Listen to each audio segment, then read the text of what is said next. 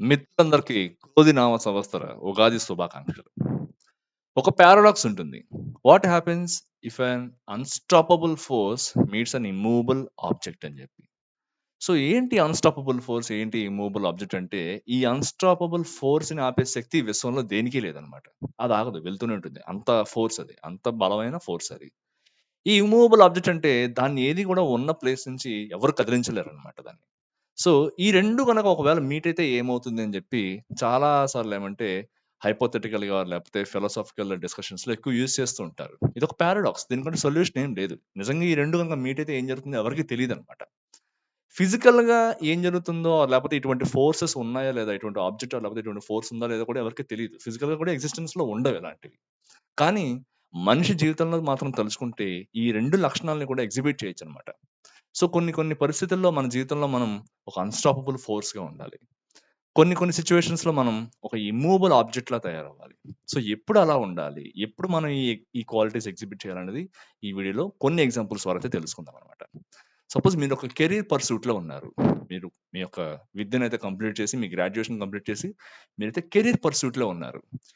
అంటే మీరొక ఉద్యోగం గురించి వెతుక్కుంటున్నారు. ఈ టైంలో మీకు చాలా అవమానాలు ఎదురవుతాయి సమాజం నుండి. చాలామంది మిమ్మల్ని హేళన చేస్తూ ఉంటారు. "వీడు చూసారా ఆడుకున్నాడు. తర్వాత ఏం చేయలేకపోయాడు. వేస్ట్ వీడు. వీడేం చేయలేడు వీడి లైఫ్‌లో" అని చెప్పి చాలామంది మనల్ని కొద్దిగా తక్కువ చేసి మాట్లాడుతుంటారు. చులకనగా మాట్లాడుతుంటారు. ఎవరు కూడా ఎక్కువ మనతోటి ఇంటరాక్ట్ అవ్వడానికి ఇంట్రెస్ట్ చూపించరు. ఏదైనా ఫంక్షన్స్‌కి వాటికి కూడా ఎక్కువ మనల్ని పిలవరనమాట. ఎందుకంటే మనం సక్సెస్ కాలేదు లైఫ్‌లో. కానీ ఇటువంటి పరిస్థితులను చూసి మనం ఎప్పుడు డీలా పడిపోకూడదనమాట. మనం ఒక అన్‌స్టాపబుల్ ఫోర్స్‌లో అయితే ఉండి, మనకి కెరీర్ పర్సూట్‌లో మనం ముందుకు వెళ్తూనే ఉండాలి. మనం విజయం సాధించేంత వరకు విశ్రమించకూడదనమాట. సో, ఇటువంటి సిట్యుయేషన్స్ మన లైఫ్‌లో చాలా ఎదురవుతూనే ఉంటాయి. కేవలం ఉద్యోగ ప్రయత్నం మాత్రమే కాదు. మనం ఏదైనా ఒకటి అనుకుని, దాన్ని సాధించాలనుకునే క్రమంలో ఎన్నో అవాంతరాలు ఎదురవుతూనే ఉంటాయి మనకి.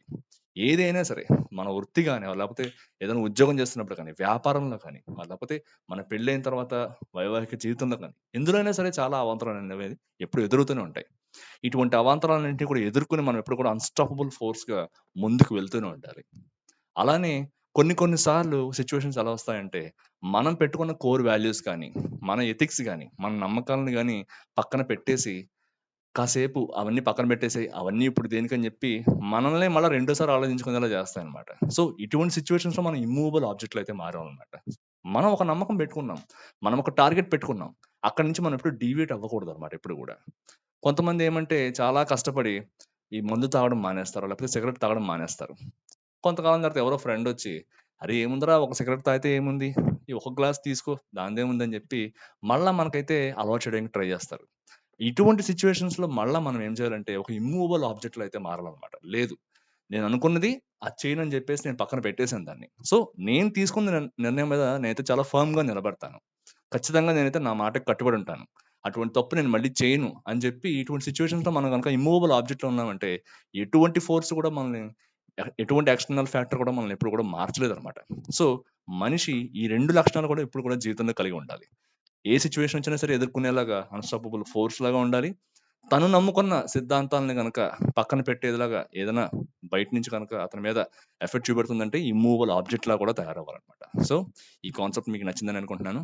అండ్ ఈ ఉగాది అంతా కూడా, ఈ కొత్త సంవత్సరం అంతా కూడా మీకు చాలా బాగుండాలని జెప్పి నేనైతే మీకు శుభాకాంక్షలైతే తెలియజేస్తున్నాను. Thank you very much friends and please subscribe to this channel and wheel meet up in the next video. By.